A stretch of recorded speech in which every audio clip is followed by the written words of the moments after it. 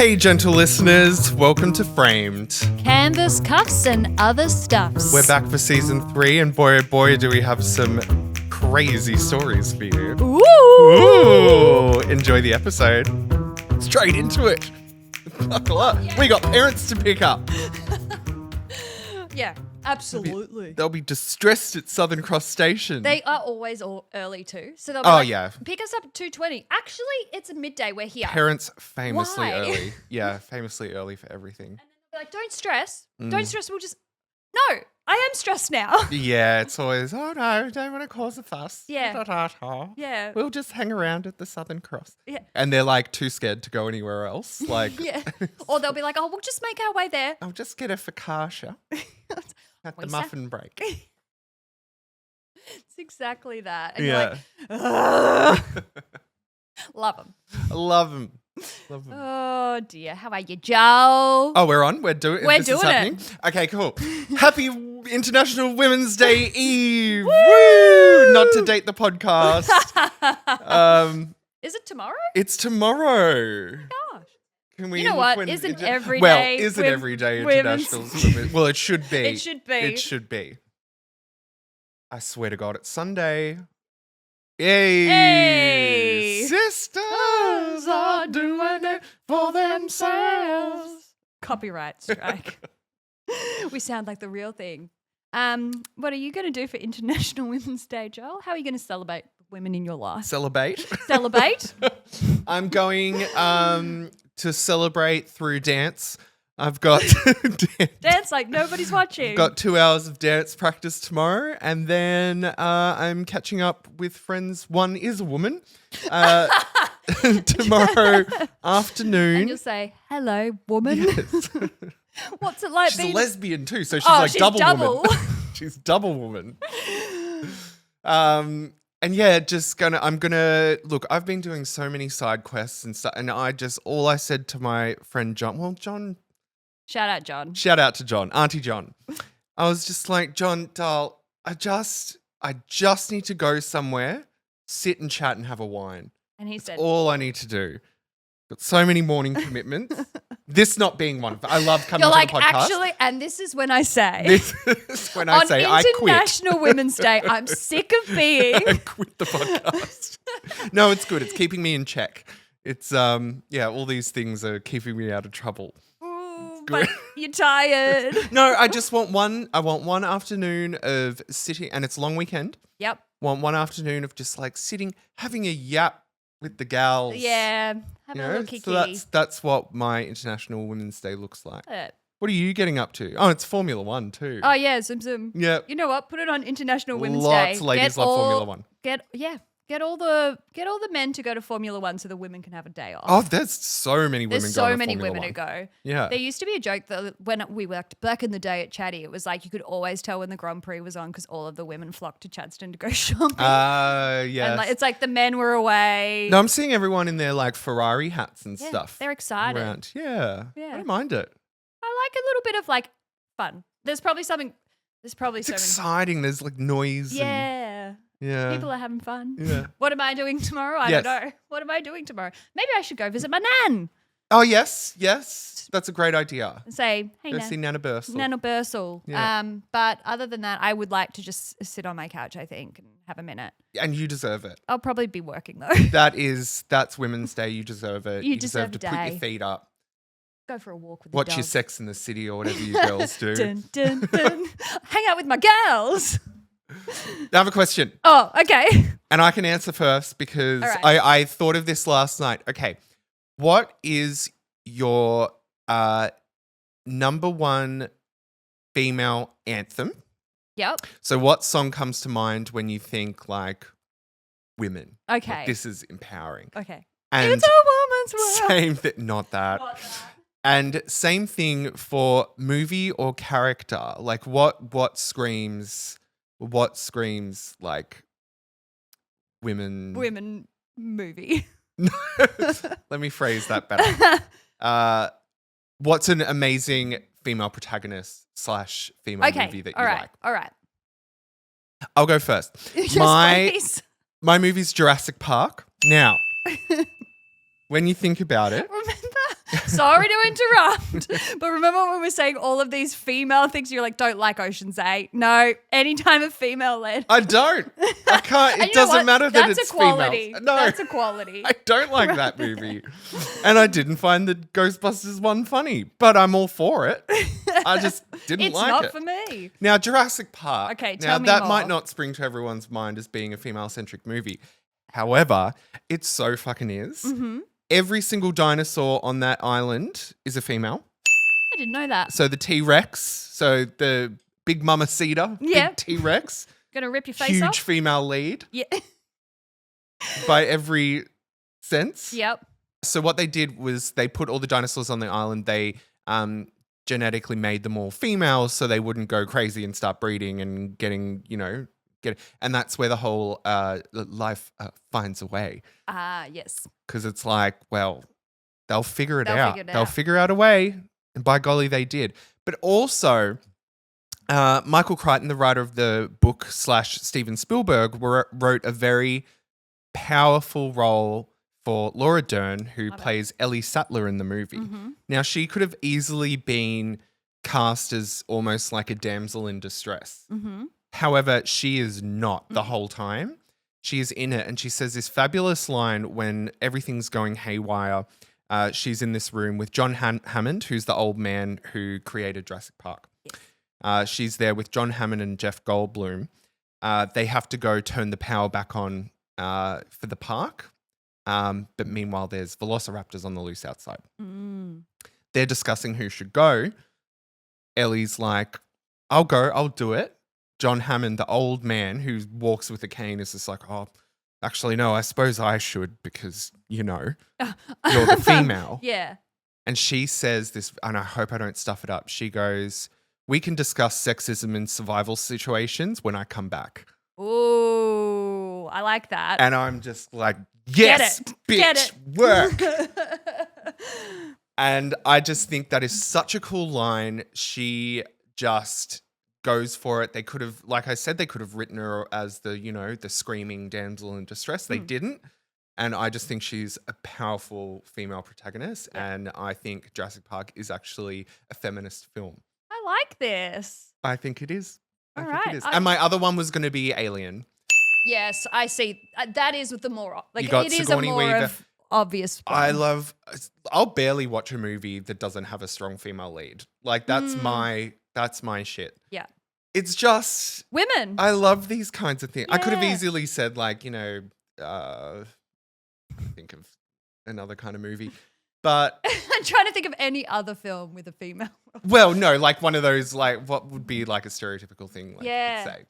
Like, yeah. Like now and then. Yeah. Yeah. Or Which is great. Which is also an awesome movie. But I was thinking about it in the car and I was just like, well, my favorite movie is Jurassic Park. And then I started thinking about, oh my God, like pretty much all of my favorite films have- are female led. Yeah. I mean, in the same vein, like the Kill Bills of the world. Kill like, Bill. That is like a 10 out of 10 Oh. female. The women. She kicks ass. Yep. And you know Uma what? Thurman, And Daryl Hannah. And they kick each other's ass And they kick each other's too. ass. It's like women can be aggressive. Yes. And that's okay. Yes. I'm trying to think of other all of growing up, we were watching all of these films like First Wives Club. That was one that yes. I'm like, Yeah. that's sisters are doing it for themselves. Sisters are doing it for themselves. First Wives Club, and it was a comfort film because I used to watch it with mums Yeah. when I was sick. So it was like one of those films that you associate with all female Yeah. things. Oh, you can have a think I'm about gonna it. have We to can think come back about to like it. what my quintessential like female films are, but probably similar to you, a lot of the films I watch have female leads. I Yes. don't watch a lot of films where it's like, and I like an old school rom-com. I don't know if we're doing rom-coms like we used to, but I think they'll start to work come it back. out. Yeah. But I don't necessarily, I'm not like a just like traditionally romantic like romance film. I like a bit more of an action or a Same. mystery or Same. a high tension like I'll rarely go out of my way to watch even like a comedy or a romantic comedy. I'll always steer more towards what's something exciting that's going to be like Yeah. action packed or make me scared Yeah. or something like that. I'm trying to think of song. All I have is "It's Raining Men" in It's my raining head. men. It's raining men. Yeah. Two horny ladies. I just have this because there is this joke we have about Aretha Franklin in that song where she's kind of like didn't realize she was recording the song because she's like, how low? It's like she keeps. Is that Aretha Franklin? Mm-hmm. The original is it's success. Oh. It's 'Cause I thought it was like the Weather Ladies or something. yeah. The Weather Girls. It's them. It's got Aretha Franklin within that. Yeah, okay. So and she'll be like, how low? And it's like the way she's talking throughout the song is like she doesn't know she's what sauces now. And every time I hear it, I just go, she didn't know she was recording that day. And she's like, it's raining man, yeah. I think for songs for me it would be anything by Amel and the Sniffers. Yeah. Not so much like singing about feminist topics all the time, but she's like flipped the script and being this awesome pub rock punk, reminiscent of like Debbie Harry and all of that kind of stuff. And I'm so glad she's kind of brought that back into popular. Well, there are other bands doing that, but I feel like Amel and the Sniffers right now is the kind of, they've really blown up. Yeah. And they're bringing that kind of Joan Jett. Yeah. And like, she's saying things that she's like, I actually don't care. She's what you just got think. that voice. Oh, yeah, I fucking love her. Yeah. Yeah, I think she's so cool. Yeah. Yeah. I'm trying to Jurassic Park, Amel and the think. Sniffers. I want to ask SJ this same question. What's your film and your music? She was doing her work, Yeah. not paying attention. She's got to watch this again. Yes. So when she edits. Yeah. And she'll be like, what were they talking about? We can jump back to it and Yeah. then like cut it in or whatever. Yeah, I like it. But yeah, it was my Thought of the thought day. train. Yeah, my thought of the day. Well, yeah, recommendations of whimsy. Go and watch Jurassic Park. yes. Go and With a fresh set of eyes yeah. and look at it in a female driven with a female driven perspective and yeah. go, you know what, actually Hang on a second. for a movie in 1993 to have a character like Ellie Sattler be so just in her element, on her own, not a damsel, running the show. Yeah. I thought that was great. Power to her. Yeah. And go watch First Wives Club. Yes. Yeah, Oh, I yeah. was thinking A League of Their Own Yeah. too. Oh, Hayley Williams. Hayley Williams. Yeah, absolutely. Yeah. God, she's got a good voice. And she really came up in a time where women weren't allowed in those spaces. I reckon she would have gone through it a bit. Yeah, A League of Their Own. Death Becomes Her. Death becomes her. That's just fabulous. Oh. But it's also like two women striving for beauty and perfection. But it does have a message. It does have a message. And also, casting. 10 out of 10. Which one? Casting is just 10 out of 10. Anyway, I Anywho, just wanted to chat. I liked it. You know, I'll try and shoehorn some movie chat in wherever I can. Why not? Give the Yeah. people what they want. Yeah. Right, Joel, you ready to jump into today? I'm so ready. Was there anything we wanted to talk about beforehand? By the time this comes out, It'll be yeah. 7. Mind you, dear listeners, that we do record these quite a bit in advance. So Yes. if any crazy things have happened If while World War III is fully out yes. there. Soz. if anything crazy has happened, in the interim to our episodes coming out, we don't know it yet. Yes. So, So if we're all living underground in bunkers because Yeah. nuclear war has broken out, enjoy listening to this. if I have a copy of Charlie's Angels Full Throttle with me on DVD and a little portable player, I'm sweet. I'll be fine. Yeah. Oh, okay, dog. Let's get into Let's it. get into it. Today is not necessarily a crime at all, but it is a important piece of, I guess, modern art history that I think you may know something about, but you might not know the full story. And this is why I wanted to bring it to the table. Okay. Alrighty, so before we begin, I'm going to show you a picture and ask if you've seen this floating around on the internet before, because it's been around for a minute. Have you ever seen this image before? Yes, I have. What do you know about it? It's Maria Abramović. Yep. I can't remember her last name. The piece is called "The Artist is Present." You got it. She's wearing a red dress. She sits completely still staring in this art space. I think she was there for like days. Yeah, she was. But yes, she is a mainly performance artist, I would say. She is a performance artist. Yes. She does some pretty cool, kooky things. She does some kooky things. So this is probably one of the most famous pieces of performance art in modern history. And it was a culmination of a 20-year relationship with the man that she's sitting with. Mm-hmm. So this kind of piece shook the art world at the time. And it was a bit of a scandalous, a bit of a kind of fascinating ending to kind of a somewhat not very tumultuous, but a somewhat sordid love affair that lasted for a really long time that ended with a walk on the Great Wall of China. Okay. So we're going to learn the history of this piece and this performance art and why it was so shocking when this gentleman sat down with Marina Abramović. It's going to be hard. Yes. We can just call her Marina. We'll just Abramović. I practiced Vic?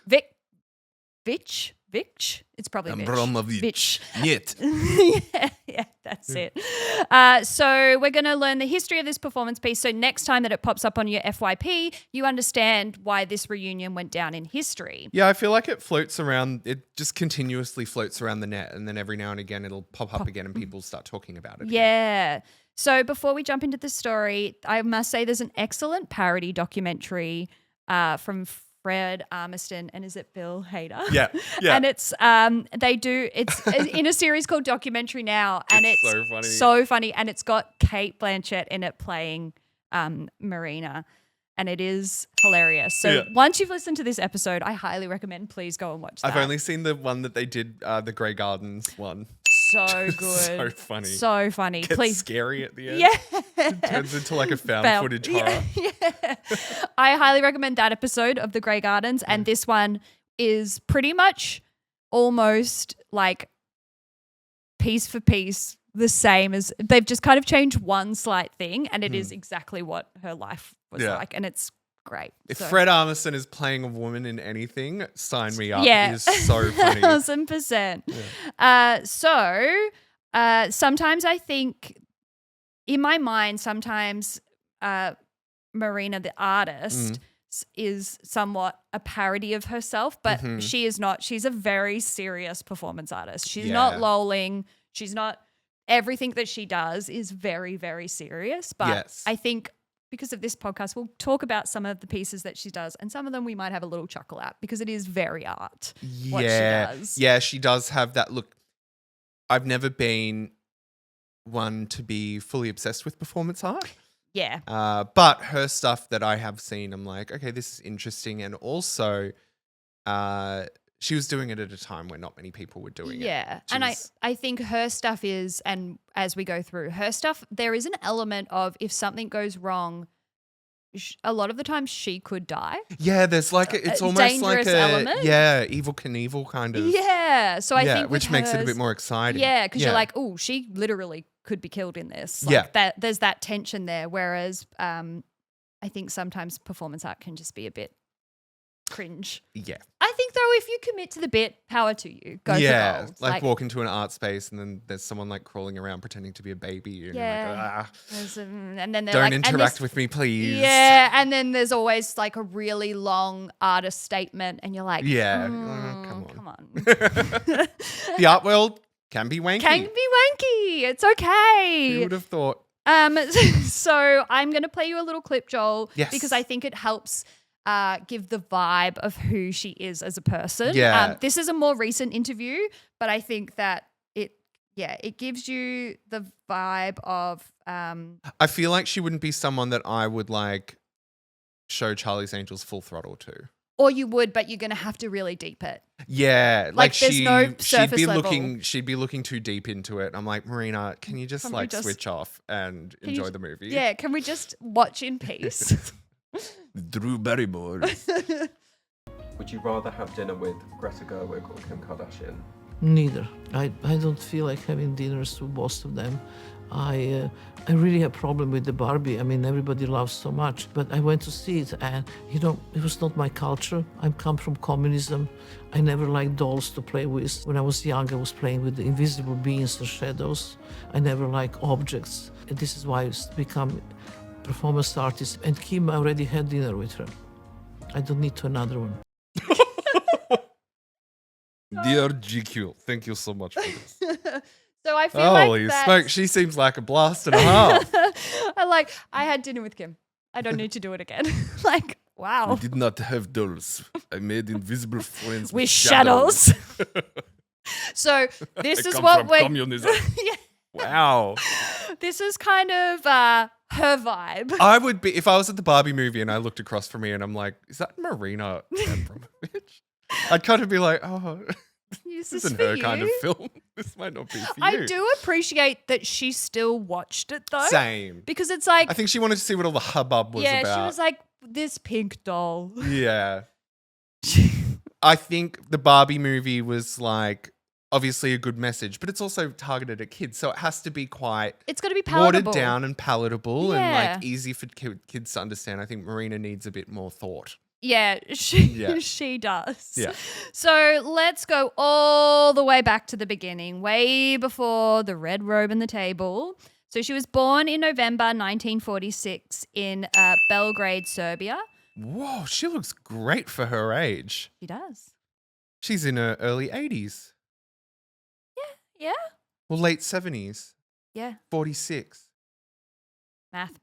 Yeah, she'd just be about 80. She'd be just Wow. about 80. Yeah, she's looking pretty good. Mm-hmm. So she was raised by her grandparents until she was 6 in a very religious household. And then when she was 6, her brother was born, and then she began living with her parents. I don't know why that was the thing, but this is what we know about her. Wait, say that again. So she was living with her grandparents till the age of 6. Uh-huh. And then when her brother was born, then she ended up living with her parents. Oh. So I don't know what that's about, but it was just an interesting thing that I was like, Strange. She began living with her parents. She was taking piano lessons, learnt French and English. And although she did not take art lessons at this time, she was interested in art. And then that kind of blossomed, and then she went to art school. Mm. In an interview published in 1998, Abramović described her mother, and I quote, "Mother took complete military-style control over me and my brother. I was not allowed to leave the house after 10 o'clock at night, and that was until I lived with her at 29 years old." Oh, wow. Mm-hmm. So in 1965, at the age 19, she entered the Belgrade's Academy of Fine Arts and graduated in 1970. She married a Serbian artist, and they were together from 1971 till 76.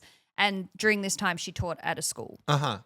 So then we're kind of going to fast forward a little bit because she was married to the gentleman for only like 5 years.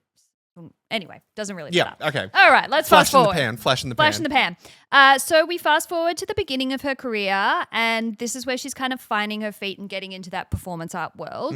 So in 1974, she created probably the first of her most infamous pieces, and it was probably one of the more famous until this more recent one. And it was called Rhythm Zero.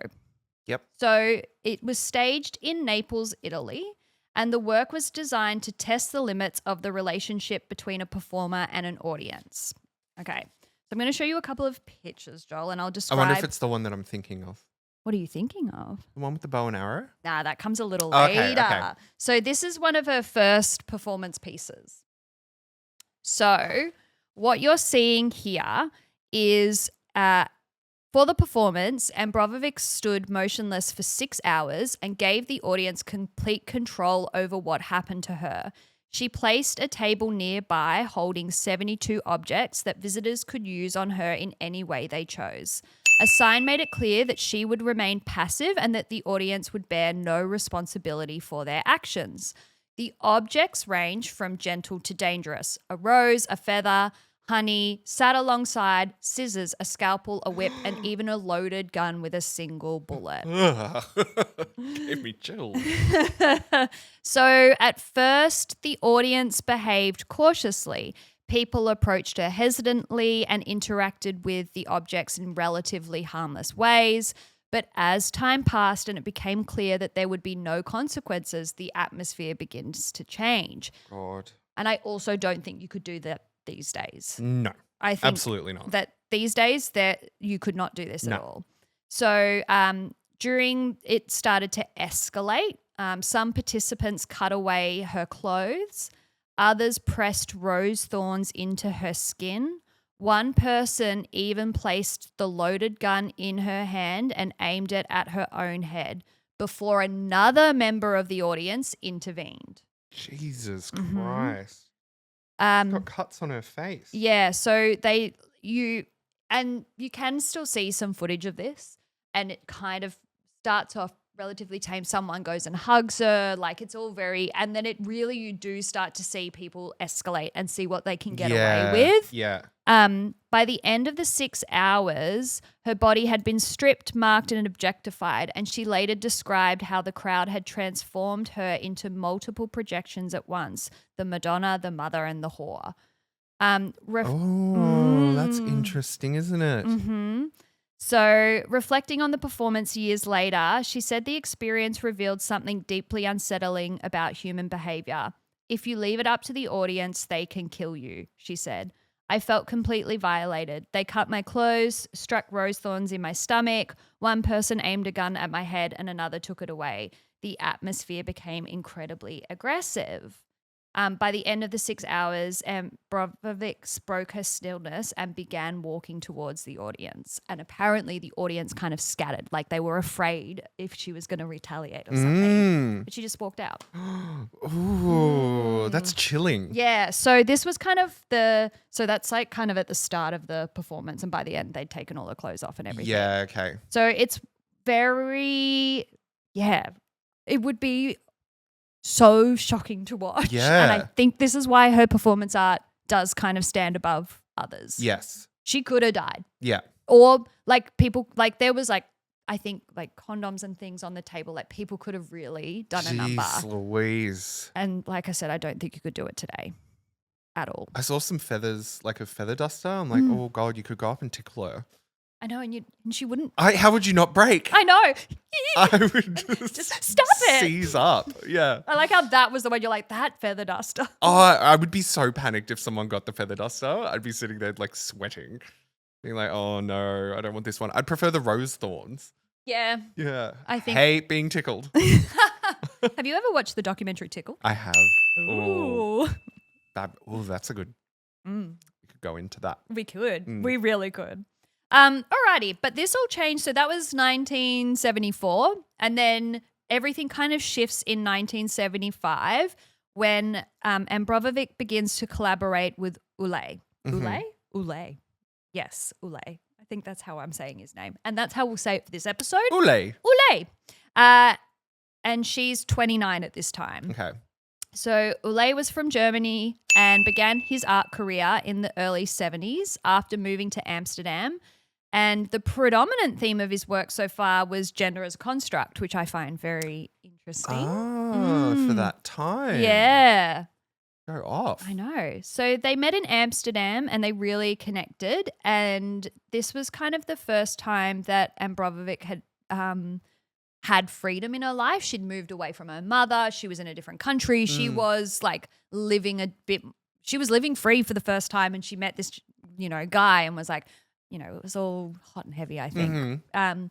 So they met in Amsterdam and then decided, let's meet each other in Prague. And it's one of those love stories that as you kind of delve into it, it's like that real weird soulmate-y connection vibe. Yeah. Like they want to wear each other's skin. Yeah, Like and it's like both artists as Yeah, well. So it's they'd be like very intense. very intense. Yeah. And both somewhat like very like highly intellectual performance art, like very like, ooh, like I don't know. every emotion would have been like super intense. Oh, yeah. They would have fought. They would have loved. They would have everything. And they're not art. sleeping at all, I feel. Like, No, I feel they like would they're be sleeping up all so night. many cigarettes. Yeah. Yeah. Like, I don't want to live that life, but I appreciate that they Yes. did. So let's talk a little bit about the art they created together.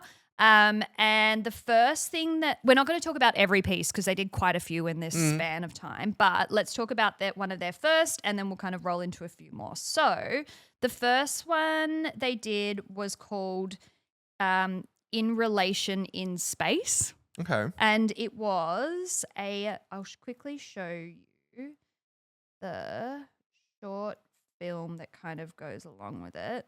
And essentially, you can just have a little bit of a look-see here, Joel. Oh, yeah. So in this performance, they kind of just, what they did was they ran into each other from across the room, from across the camera's frame. So for hours on end, they kind of just knock into each other. Yeah. And they slowly get faster and faster. And there's not a lot of footage left of it, but they continuously knock each other over and over again, which is such a... Yeah. It's art.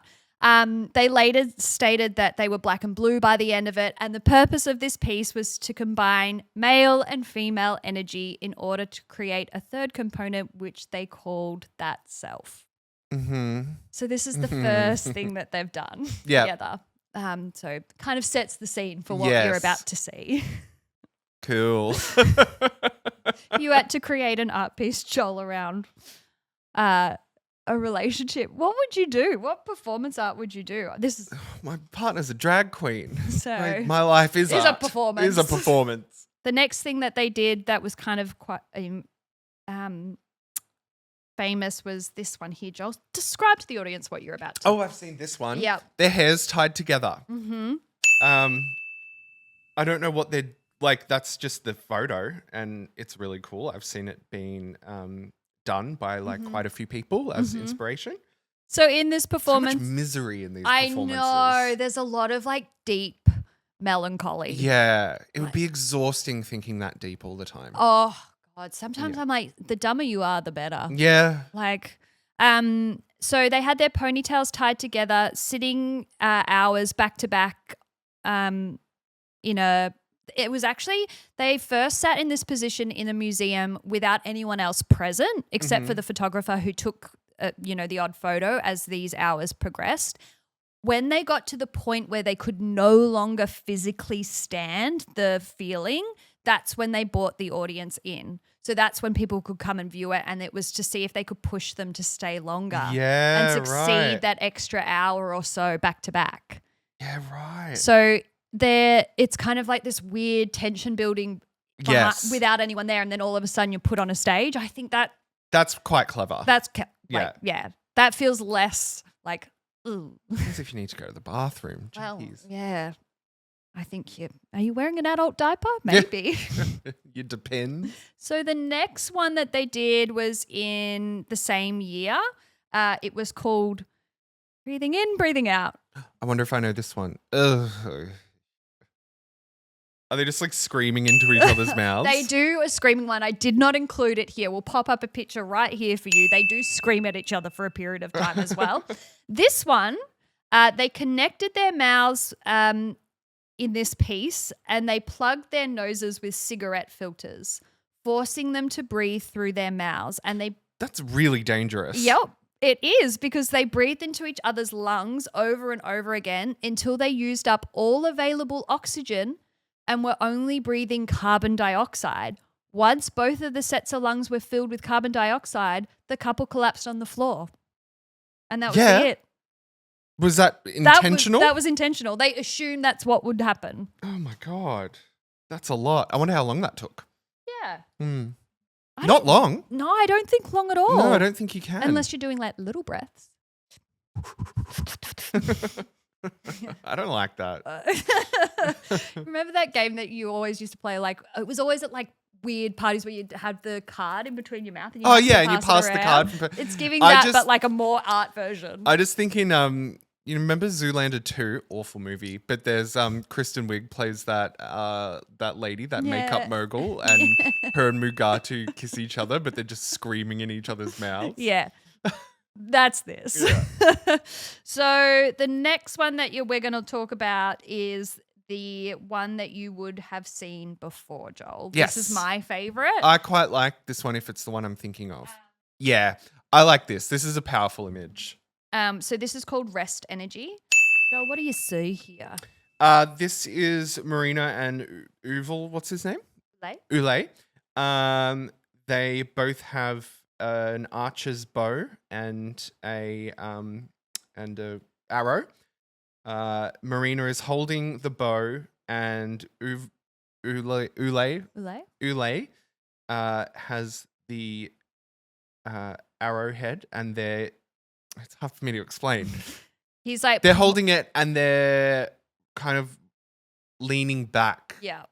So they're using their body weight Yes. hanging on opposite ends. Yes, that's a better way to explain it. I had time to think about this. Yeah. And the arrow is aimed directly at her her heart. At her heart. So if he slips, he could potentially kill her. Mm-hmm. So it's having this power over, they were saying within this piece that sometimes men have the power over a woman to determine the outcome of a situation. Mm-hmm. So it's kind of like, I love this idea of this kind of symbolism of sometimes in a relationship, and it could work in multiple scenarios, but I think the traditional of male, female, the male kind of holds all this power over the female in a relationship and what that kind of does. But it also, within this piece, is she's got this real sense of trust with him. Yeah. To trust that he won't let that happen. Like, I like that they're both kind of like dressed. They're both dressed similar. It's very like eye-catching. They've both got the white button up, the black pants. yeah. They're both like proper. They're Yeah. well dressed, which So throughout their career, something that I haven't mentioned here, but I found out through their relationship, they started to dress more and more the same. So that was kind of part of it as well. So they would. But it's also like for aesthetics as Yeah. well, looks a bit better because Yeah. it looks a bit more unified. Yeah. So there's two more pieces we're going to talk about, and this is coming towards, I guess, a fracture in their relationship. So in 1980, so there was this piece that they did between 1981 and 1987. So it spans across many years, and it's called the Night Sea Crossing. So in various different locations, in various different times all over the world, they would sit facing each other across this really long table. Imagery is so striking. Yes. Like, I understand why it really does stand above most because they have thought a lot about it. Yeah. They'd sit across from each other on an empty mahogany dinner table. They sat motionless in a state of tranquility for many hours. This piece was meant to highlight the idea of while your body may be staying still, your mind can wander and function intensely. This is where she has stated that this kind of signaled maybe the beginning of the end for them. Okay. So I would fall asleep. have a little nap. I would doze off. Yeah. No, but the artist is present, Joel. Yes. That would defeat the purpose. Or maybe, no, if you have to have a little nap, that's the art. I guess, yeah. It's just absolutely. part of it, isn't it? She also said that you needed, she would get mad because he would lose endurance and walk away before she would. So she would stick it out a lot longer. So, she started to get a bit snippy. Yeah. So they start to discuss this new work, which they call The Lovers. Okay. And it was supposed to be a plan for their wedding. So what their plan was that to celebrate their wedding, they would walk from opposite ends of the Great Wall of China and meet in the middle to be married. To make this happen, they had to apply for permission from the Chinese government. Yep. And so the approval process actually took a really, really long time and dragged out for years. So this piece, they started thinking about it in the early 80s. it didn't get made until 87. Okay. So during this time, their relationship began to kind of unravel a bit and infidelity started to maybe Really? trickle in. Mm. I know they were so obsessed with each other. Yeah. But yeah, they I think there was, I mean, they were probably fighting a lot, very intensely. They disappear from each other's lives for like 2 weeks at a time. Around big artist circles. Yeah, I Yeah. think it was very that. Yeah. So in 1987, permission was granted for them to be able to perform this piece, but by then the couple had separated. Uh-huh. So instead of abandoning the idea, they decided to go through with it anyway and symbolize, instead of the beginning, it would be a goodbye. So when they met in the middle, it would be them saying goodbye to their relationship. Oh, I know. That's sad. sad. So I don't think I realized how big the Great Wall of China Oh, is. yeah. No, that was going to be my question. It's a 3-month journey. Okay, that's longer than what I was thinking. How long were you thinking? I don't know. I should have asked you that question first. Couple, maybe like a day or two. Yeah, I was like 3 days, maybe a couple of weeks. It's long. Yeah. They had to block off the Mongolians. Yeah. Yeah. Is that right? Yep. Hope so. Yeah. We're not here for that kind And you of. can see it from space. Yeah. So Yeah. it's big. It's big. It's big. great. So, yeah, they each set out on a 3-month journey across the wall. Abramović began at the Yellow Sea while Ulay started in the Gobi Desert, and they walked thousands of kilometers towards each other, staying in small inns along the way and communicating through their Chinese translators. Okay. Abramović later said that part of her still hoped the journey might bring them back together. Oh. But when they finally met at the center of the wall, what she felt was no longer romantic love. Instead, there was a deep sense of respect and connection as collaborators who had shared years of intense artistic work. Mm-hmm. When they got to the end, the moment was actually really painful. It's like they got to the end and they were hugging each other and it was like really emotional. They had a little chat. It also broke her heart because she found out that Ulay had begun a relationship with the Chinese translator traveling with him and had gotten her pregnant during this time. Oh my God. Dirty dog. Holy shit. Yeah. I think knowing about that, like, okay, I will say I haven't included this in, but Ulay, he was a bit of a dirty dog. He had a couple of he'd gotten a couple of previous women pregnant and he kind Okay. of just left.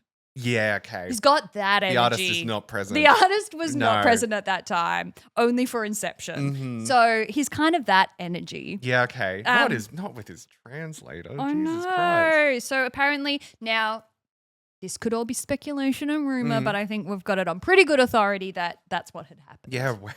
So she was completely heartbroken You'd be after pissed. that. Oh, You'd be so mad. You'd be like, I just walked this Great Wall Yeah. of China for 3 months just for you to be fucking your translator. Stupping your translator.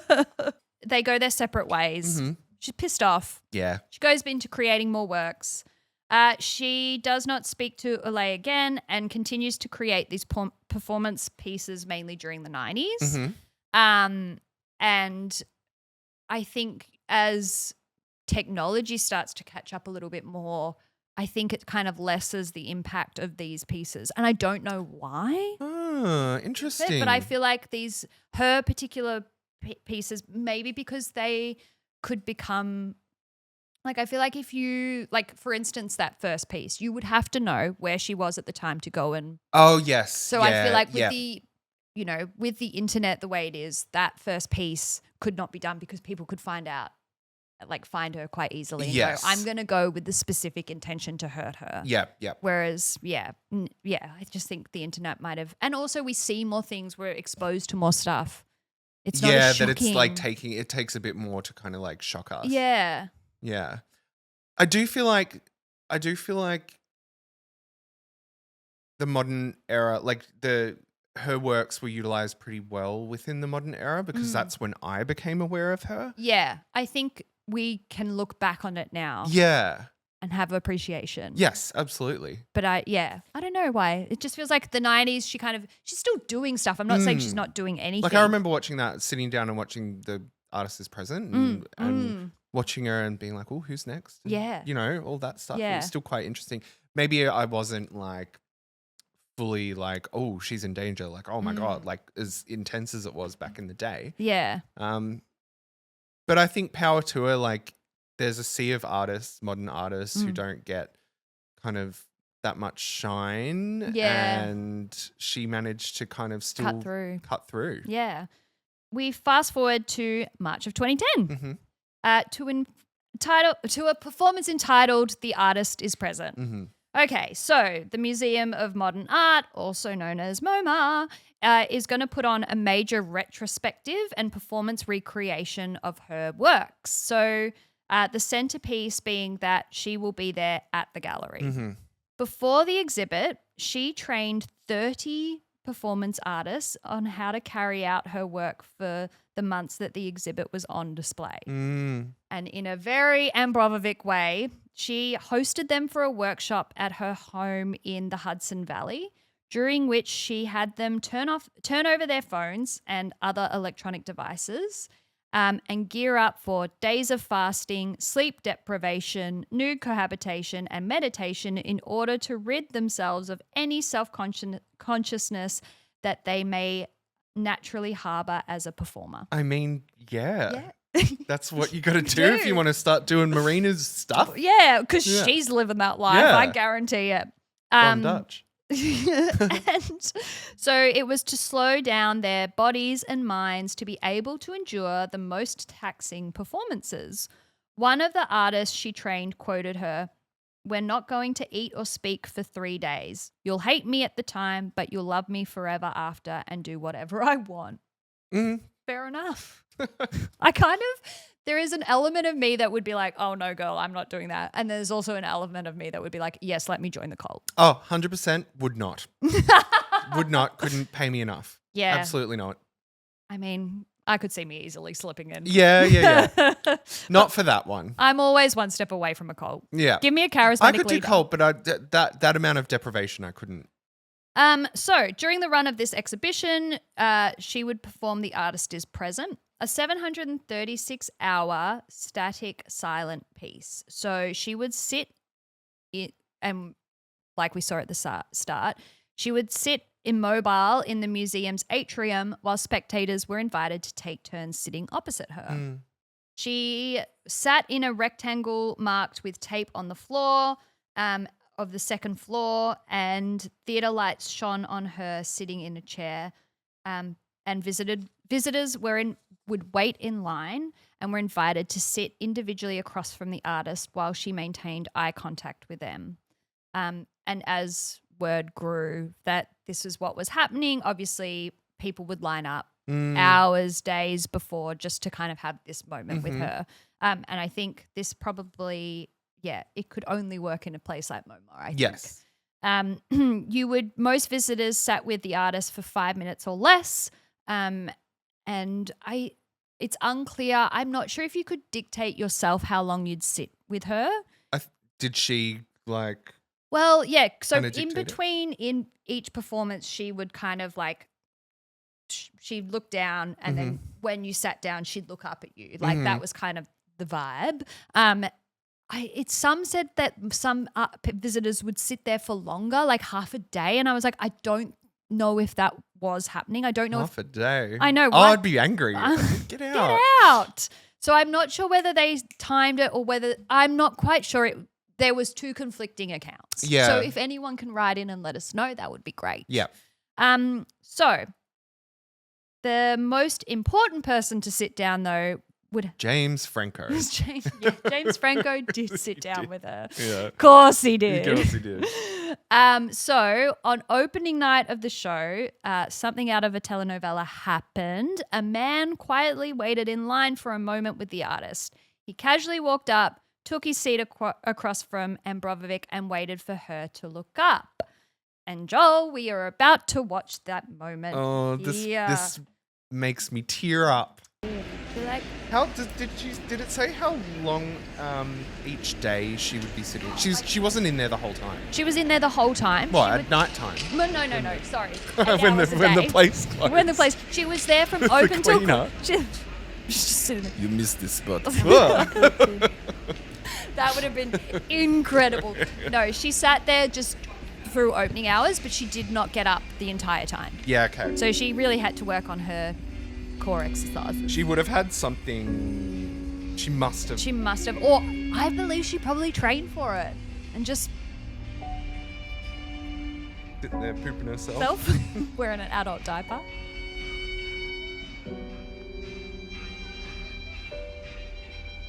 He looks great for his age too.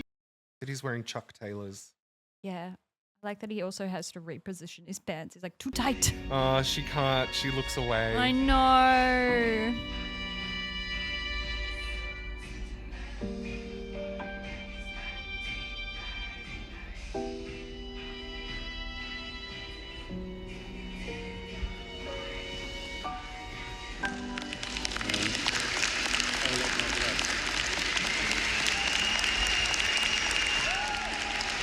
That's for you. That's for you.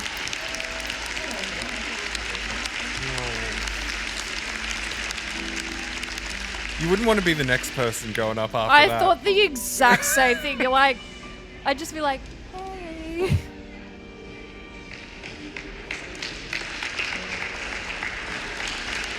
Goes back to it. The next lady comes. I know, so you'd just be like, oh, I guess I'm a bit of a letdown, aren't I?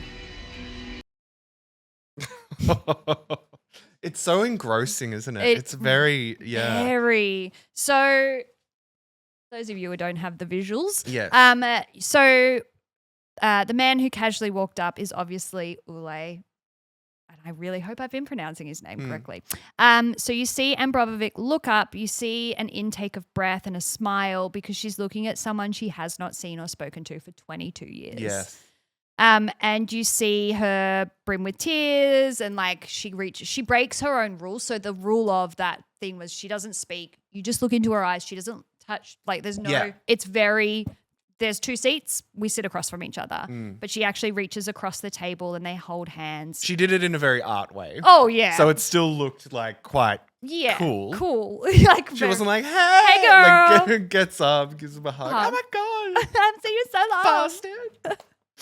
So embarrassed. So yeah, it's very art. Yeah. But there is a real emotion to it that when you watch it, you go, oh my gosh, like, I feel like he should have been the last one of the day. I know. I know, like he's just like, I'd be so angry if I was the follow-up person Oh. after that. I was like, oh, she's not going to care about looking at me. Me? She's still going to be thinking about Ulay. I wanted to see into my soul. oh yeah. And it's like, but you know what? The artist is present. She can't be She thinking- was, yeah, she was can't be present. thinking she about- still gave the lady with the red hair Hair. who came up after her. God, you'd be so Yeah, pissed. she'd be like, Hey girl. So oh my God, how was that? yeah. How do you feel? Yeah, so that is the culmination of, and also he had walked into a retrospective of her like career. So a Yeah. lot of his work was in there as well. Yeah. And it's like looking at someone that you haven't seen for so long that you deeply loved and you're looking at their body of work. Yes. I think there's something very like ooh about it Yeah. all. That's what makes it a bit more, it's not just them at a coffee shop. No. Very, it was very intense. Obviously, this went on for multiple days, and you can see there was a photographer there who took portraits of every person who sat opposite her. Mm-hmm. So you can see that work if you so wish. Uh-huh. Little side adventure before we wrap up the story, Joel, is that she has also become a subject online for conspiracy theories. And, you know, we talked a little bit about movie conspiracy theories last week, but Yeah, Marilyn Monroe being the aliens. yeah, exactly. So weirdly, she's been tied to occultism, and a lot of people think she's Satan. She is Satan. Yep. That's a Or pretty a big crown Satan for her to have. incarnate, I Okay. guess. So this popped up in my life because I had posted something about that piece Uh-huh. on my socials before, and then suddenly the comments were like, "Satan, Oh, wow. going to hell!" I was like, "Why is this? Oh my God, why is this video popping off?" And then I read all the comments. I was like, "What?" Really? Yeah. I've never heard the I always hear about that lady, that New York fashion lady. She's like an old lady. She's got like heaps of fake tan on. She's got black fingers, Oh. and she always hangs around with Rick Owens. Oh, You know that lady? She's like a witch. Is it the one who always wears the heels with no backs, or is Yes, well, she's always in the like Guinness? she's- Daphne Guinness? No, she's like old. She's an old lady. well- no, like old lady. Okay, no, I've never heard of this Rick Owens bestie. You've definitely I've seen her. You've seen her. I'll show you after the podcast. But Okay. like everyone's pretty sure she's a witch. Well, I wouldn't put it past her by the sounds of things. Go off. Who cares if she's Satan? This is doing it for For themselves. themselves, international Why women. does Satan have to be a man? Yeah. So she became the subject of online conspiracy theories after a leaked email surfaced among hacked emails of a chairman of Hillary Clinton's campaign. Okay, I know that's a lot to take in. So Hillary Clinton's emails got hacked. Yeah, I remember that. This gentleman was a chairman for her presidential campaign. And in the message, Abramović invited him and his brother to what she called a spirit cooking dinner. Now, this That is sounds like a blast. I would go. know, why wouldn't? But Yeah. also like this is the time of like Pizzagate, and like everyone was really, Pizzagate. you know how everyone thought that like in the pizza at the bottom of a pizza shop, all these kids were getting sex trafficked. Oh my god, I do remember hearing about that. It's that era. Okay, right, where right. everyone was just saying conspiracies for everything. mhm. Some people were like, well, this kind of explains evidence of a spiritual and satanic ritual. No, I just feel like she would call any dinner party something like that. Yeah, I think so She's an too. artist. She's an artist. Yeah. And then people were saying, well, because the democratic political figures that were they're connected to this occult practice as well. And so all of a sudden it starts to spiral as the internet does. Mm-hmm. She had also, so she'd invited him to a spirit cooking dinner, but it was also, she had made a piece called Spirit Cooking. So this was part of her art. Like it was an art piece. And so she was like, come see. Come see my art. Yeah. The internet just kind of goes wild with this theory. And then they start to look at her work and they're like, yes, all of these things connect to Satanism in weird and mystical ways. Why is she always wearing red? What doesn't these days? Oh, God, honestly, if that's the worst thing you're connected to. Yeah. So addressing the questions about the occult imagery in her work, in a 2013 Reddit Q&A, this shows you where it comes from. Yeah. She explained that the meaning of such elements depends entirely on context. Everything depends on which context you are doing what you're doing, she wrote. If you're doing occult magic in the context of art or in a gallery, then it is art. If you're doing it in a different context, in spiritual circles or a private house, then it is not art. The intention, the context, and where it is made defines whether something is art or not. I mean, she's not wrong. That's a completely valid explanation. It's like, I might be witchy, but only in the context of art. yeah. I kind of like it. The controversy resurfaced in 2020 when Microsoft released a promotional video for its HoloLens 2 technology featuring Abramović. After renewed accusations from conspiracy theorists claiming she was connected to Satanism, the company removed the advertisement. Oh. Yeah. So, like, this is a really deep, like, internet thing. Yeah. It's like- it's all internet. She responded publicly to the criticism, asking people to stop harassing her and emphasizing that her performances are simply the continuation of the artistic practice she's pursued for more than 50 years. Yeah. Like, it is. Relax, guys. No, not that deep. No. Focus. Unless it is. Unless she's getting like, us off "Look the over scent. Yeah. So if we go back to Abramović and Ulay, I wish I could say things between them finished somewhat amicably right up until the end. However, in 2015, he filed a lawsuit against her, claiming that she had violated a contract that they had for their shared works and was ordered by a Dutch court to pay him $280,000 in royalties. Oh, no. Yeah, I know. Just 5 years after the artist is present. know. Oh, that sucks. Yeah, I know. That's a dampener on it all, isn't it? Yeah, it is a bit, but Yeah. he was looking for some cash, I think. However, things did turn around in their relationship in 2017 when he attended a retrospective for her work at a Louisiana museum in this is strange. A Louisiana Museum of Modern Art in Denmark. Two Okay. different places in one. Is there a Louisiana in Denmark? Maybe. Maybe.